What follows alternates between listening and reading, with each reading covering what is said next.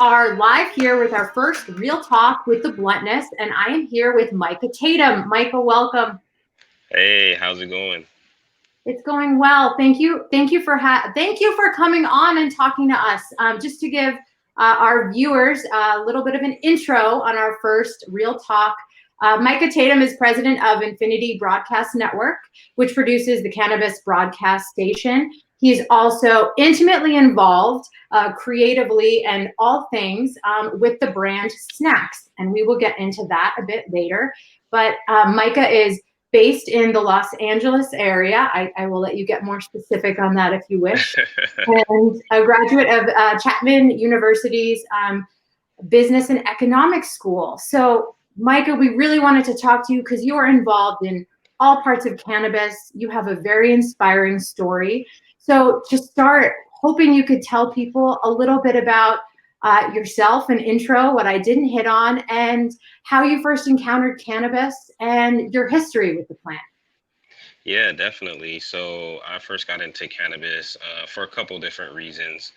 The first reason was just, the right place at the right time and the timing of the market. And then also the second reason was for my wife because she has lupus.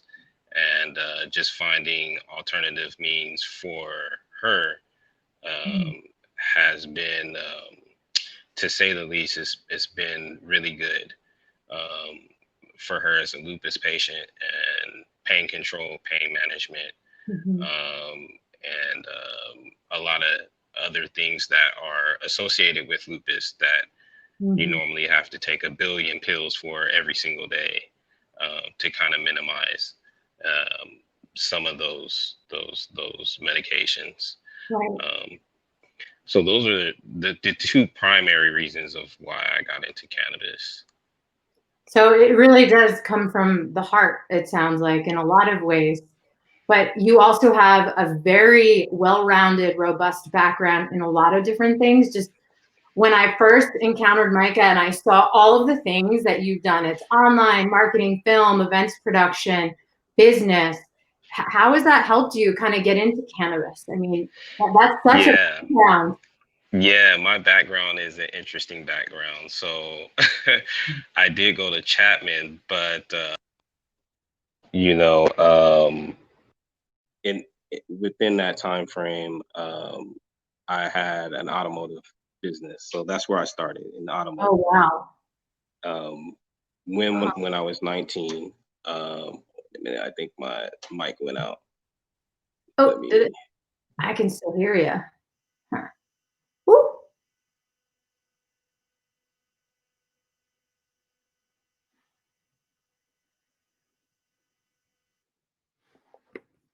It's all good. You're back. This is technical difficulties, right? Yeah. This is how you make the magic happen in cannabis. I know. You got to be flexible. And automotive, how? So when I was 19, right? Like I was in high school or just out of high school. No, when I was in high school, I had an old Volvo, and it was like passed down to me from like my dad, and my pops rolled it till the wheels rolled off. Gave me the car. I wanted to put bass in it, and when that whole thing was kind of popular, so I went to my local store down here in Riverside, and the guy there, he hooked me up with a system, got a killer deal. And I ended up bringing like half the school to this guy to get systems installed in in their cars. Wow. And then he gave me a job, of course, because I brought so much business. And then at some point in time within that time frame, I went to a car show and I started talking to a vendor, and they told me, what licenses I needed to get wholesale and all of that type of stuff. So I ended up getting those things, and I just from there just started doing it on my own. So from ages like 19 to I want to say like 24, I owned an automotive shop out in Rialto. Wow. And during that time frame, we built custom systems and also built race cars. And from there, I got with a group of buddy of mine, and we wanted to start promoting and start advertising shows. So oddly enough, we picked a venue in downtown LA. It held about 3,000 people, and we maybe packed about 500 people in it. And we took a Wow. huge loss. Like we took a major loss. And everybody in the, all my buddies was like, we can't do this anymore. But I refused to take a L. So I took our DJs and I started booking them out at different venues in Hollywood. And through booking them out, we actually got pretty popular. And the following grew. And at the same time, MySpace was getting very popular as well. Okay. As a new social media platform. Mm-hmm. And it was a great way for us to be able to capture our audience. So during that same time period, I had a buddy of mine that was really intricate and with computers, and he taught me about the behind the scenes about computers and about networking and platforms and algorithms and all of that type of stuff.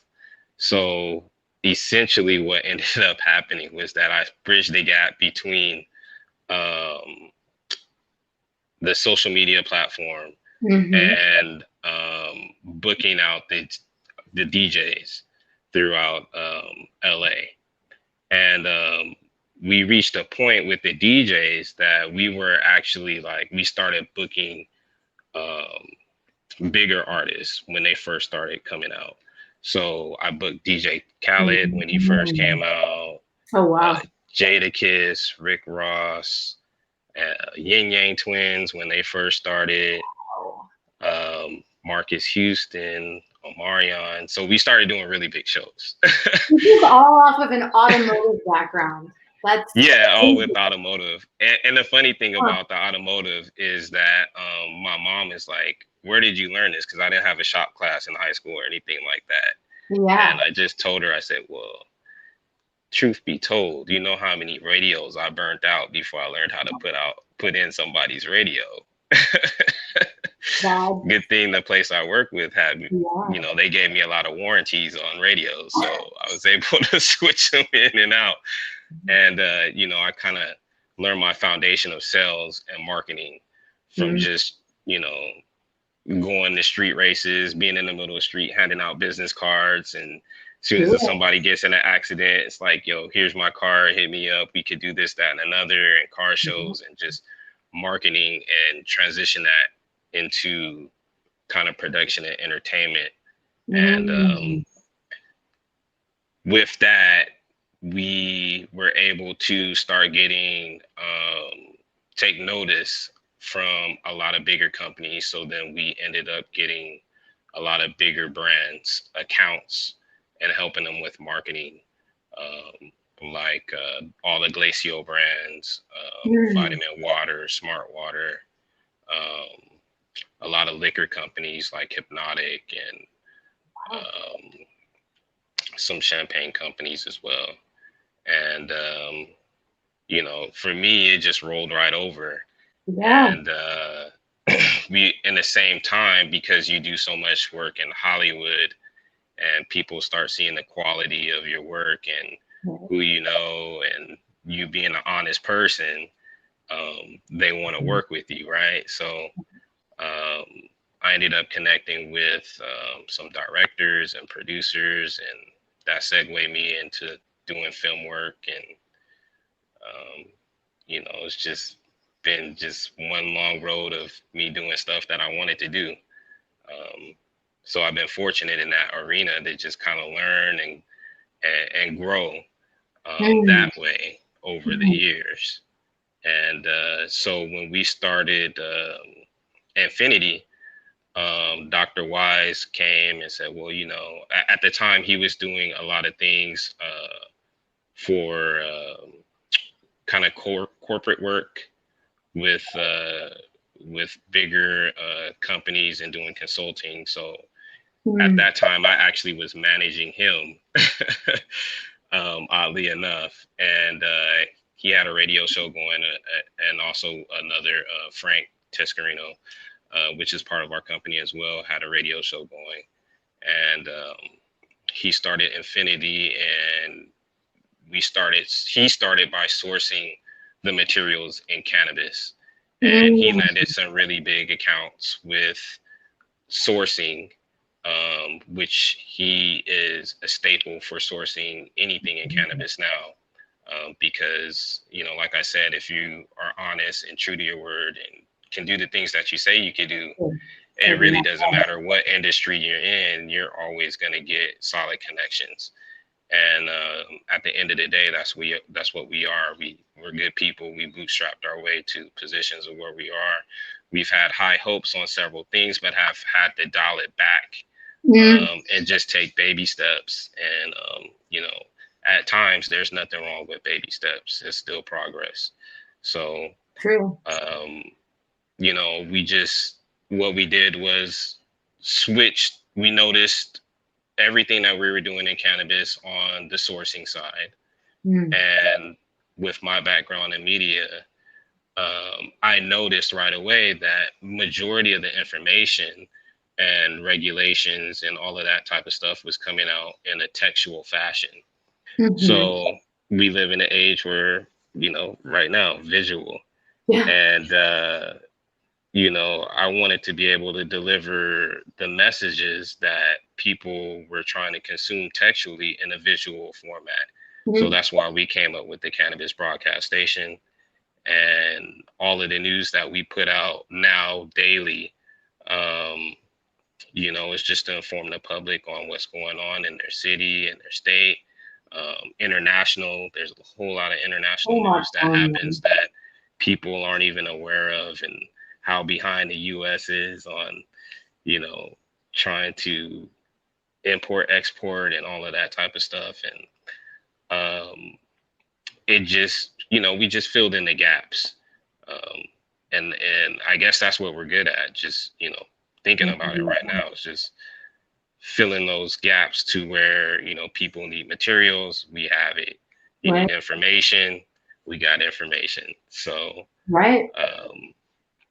and we were in your background too. Like that's the thing. I don't think people in cannabis, like it could be federally legal. There's all this regulation and stuff, but it really is about community. And I think people use that word kind of loosely, but like hearing your background and how you layered kind of these skills, or like you knocked into this wall, so you went that way, and you were able to figure it out, and like the different layers. It makes sense why your background makes sense. And then you're a perfect match for someone like Dr. Wise, and how you work well together to fill in those gaps. And the integrity piece and being an honest person, like, I mean, you know that in cannabis, it can be it's hard to find. Yeah, like unpaid bills, people aren't good on their word. So it sounds like just really putting your heart and soul into it and layering those expertise. Like you must encounter so many people with challenges and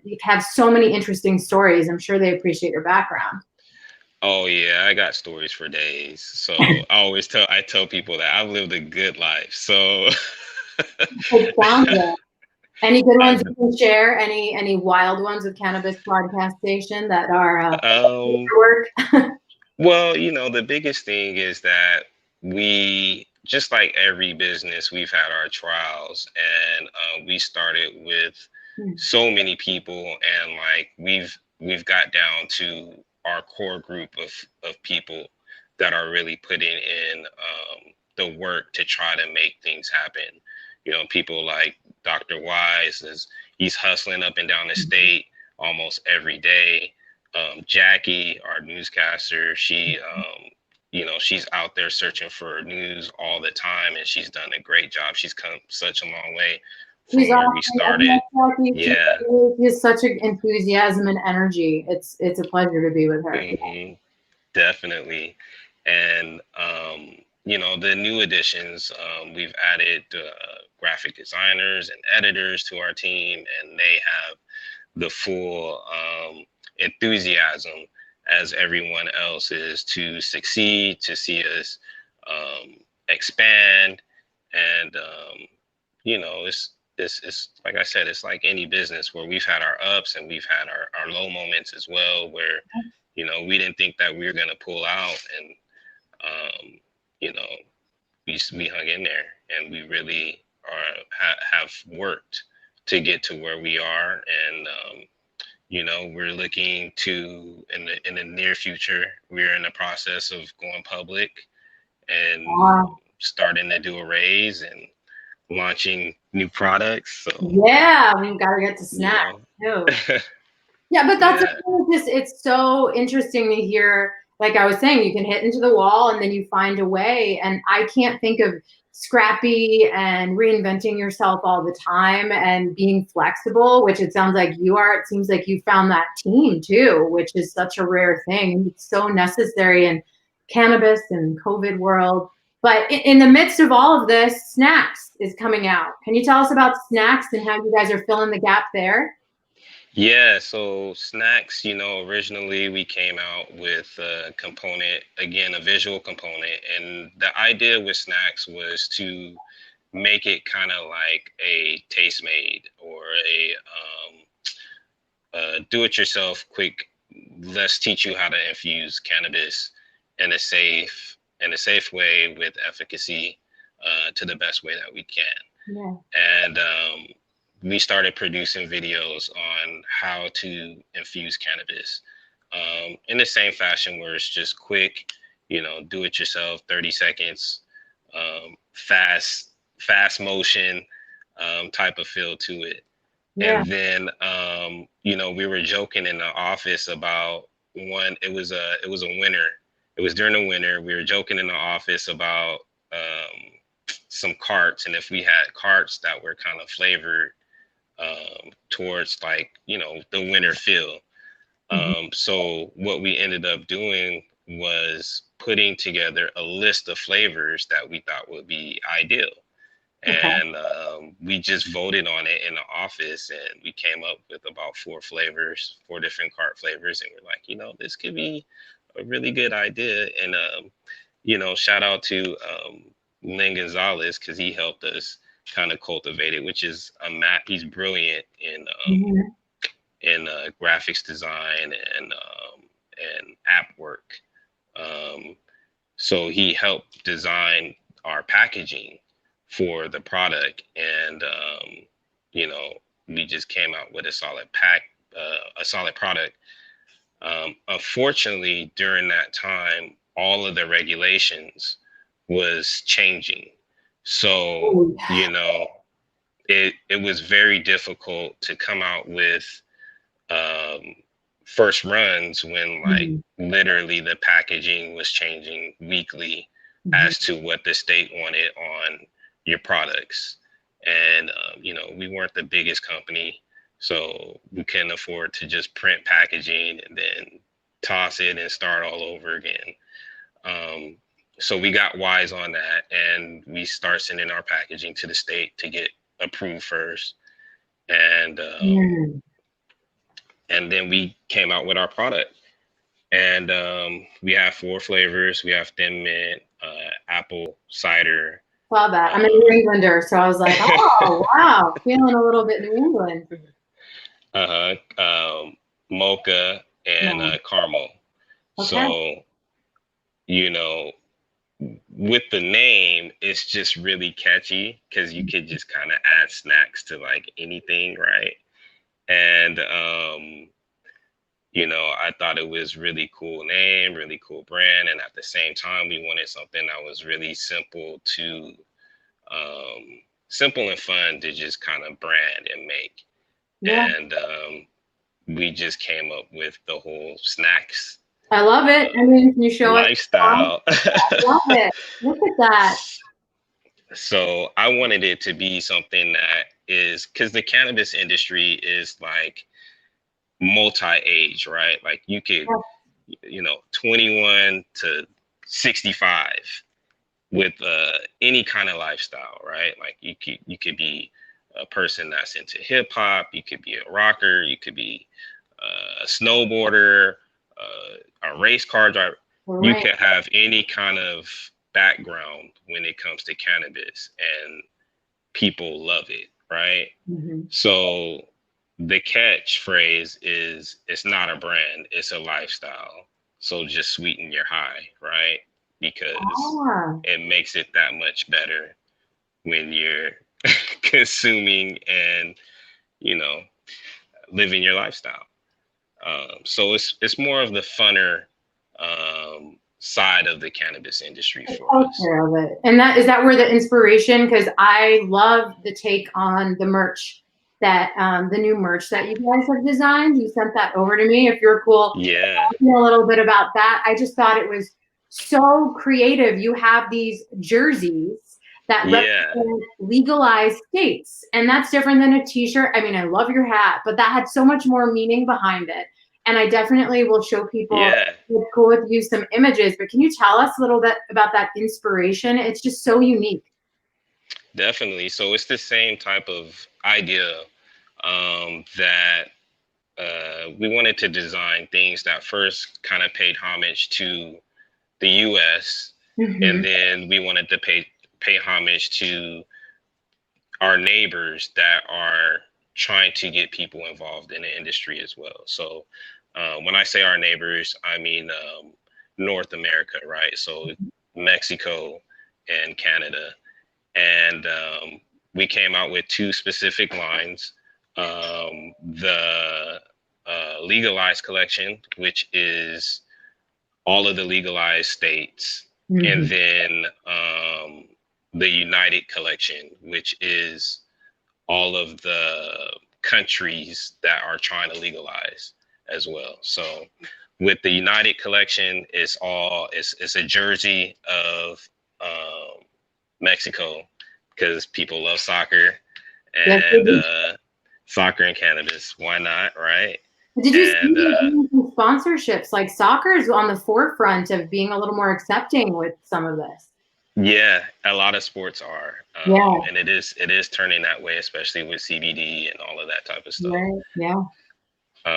So we designed the soccer jerseys for Canada, US, and Mexico, and again, it's just something fun to put together. And also, I've done some things in fashion as well.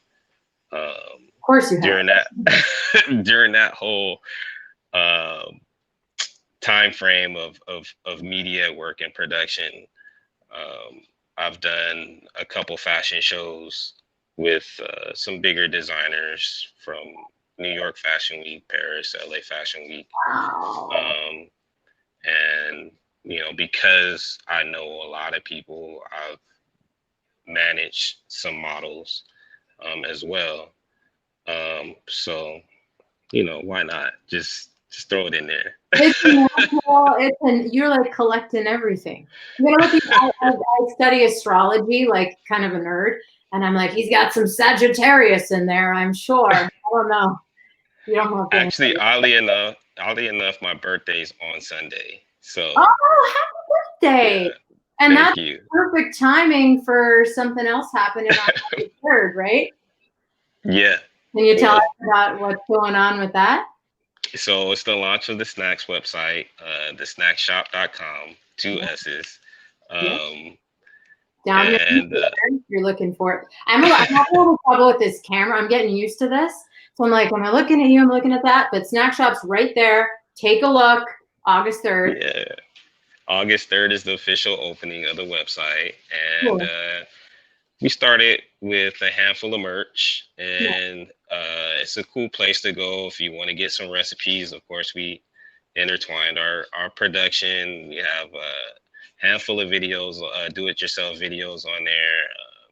We're going to consistently update the website with recipes that you could go and grab and try for yourself at home. And then a whole bunch of cool merch, from t-shirts to jerseys to shoes.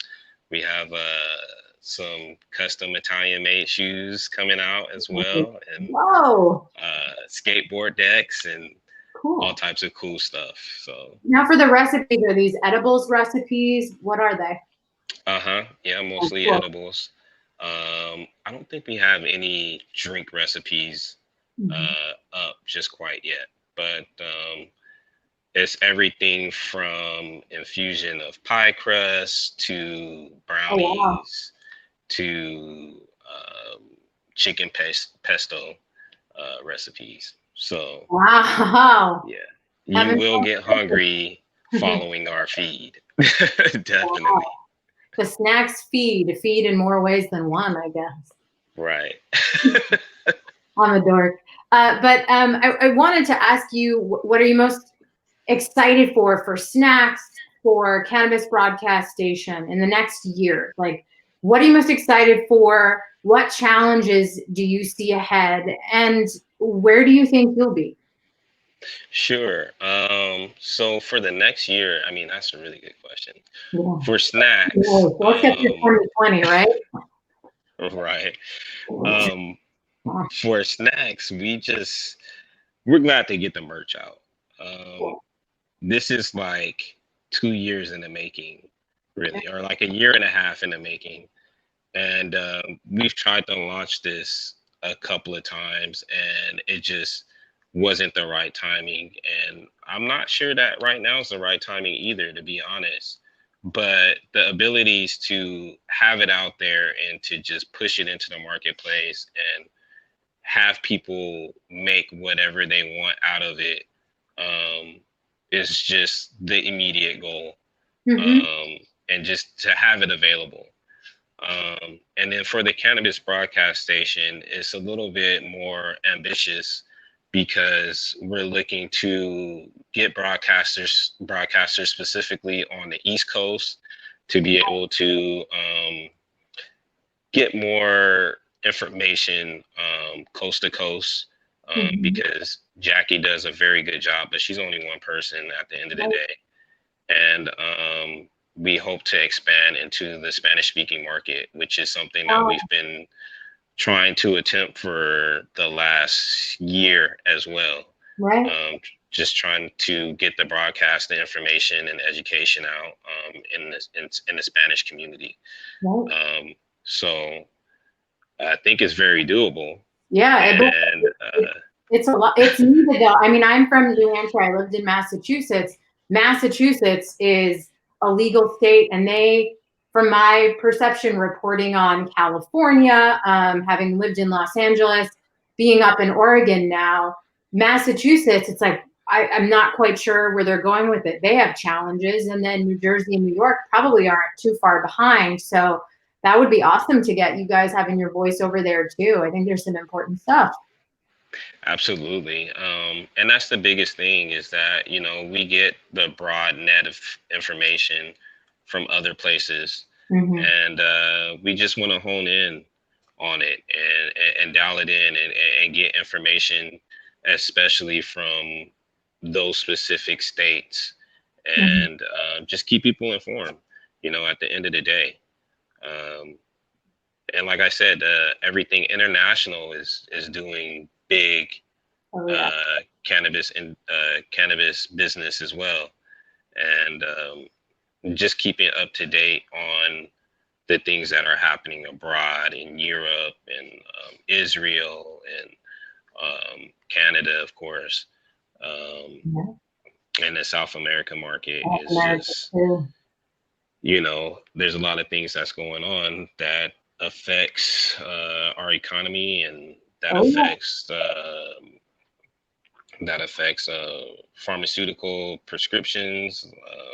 Like GW Pharma is doing a whole bunch of stuff, and Europe is trying to come out with their own CBD, and it's very interesting. It does. It is, and that's why I love talking to someone like you, because I was originally a journalist back in the day. And there's so many, like, I never thought I'd work in cannabis in my life. Like, I used to work at an insurance company. So this is like, what happened here? But the thing I love hearing about your background, and it's why I'm so passionate about educating people too, is that cannabis affects like literally every part of life, from social politics to political politics to the economy, health and wellness, and then this whole pharmaceutical thing, and then culture with snacks. So I love hearing your perspective on it, because you have such a diverse background. Do you have any advice for people who are in cannabis, in this wild world, trying to make it, or advice for people who want to break in? Yeah, I mean, if you're in cannabis right now, it's just about, just being, what's the word I want to use? Just to continue what you're doing and try to grow with the industry and being consistent. Consistent. It's really difficult to have consistency in this type of marketplace, because things are changing so much, so often. Whether it's the crops or whether it's the regulations, on both the hemp side and the THC side. Just try to find a place where you can be consistent and just work at it, even if it requires you to dial it back and take baby steps. The baby steps, I love that.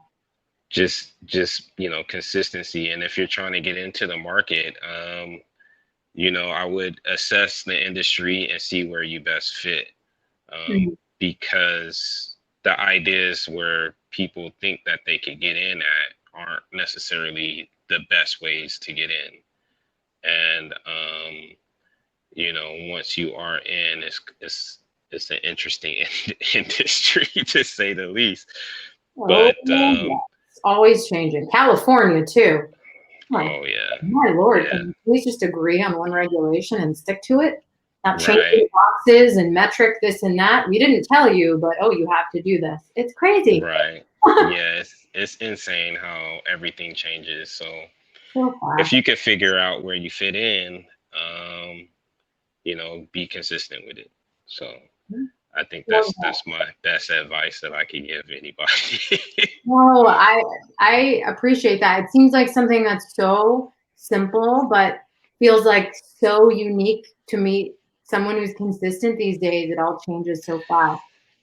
So. Yeah, I mean, it's really difficult. It's hard to produce the same product that people want and like, right? Yeah. Because there's only so much of a crop that you can really control, right. If it's coming out from a crop perspective. It's hard to hit those same percentages if you're a person that works off of trying to hit percentages in THC or CBD. Like we did a story, I can't remember what state it was, but a couple got arrested because their hemp yield came out at 0.6%, and it's supposed to be at 0.3. So they wanted to send them to jail for years for producing a 0.6% crop, which is just ridiculous. Because like, what are they supposed to control the seed genetics from?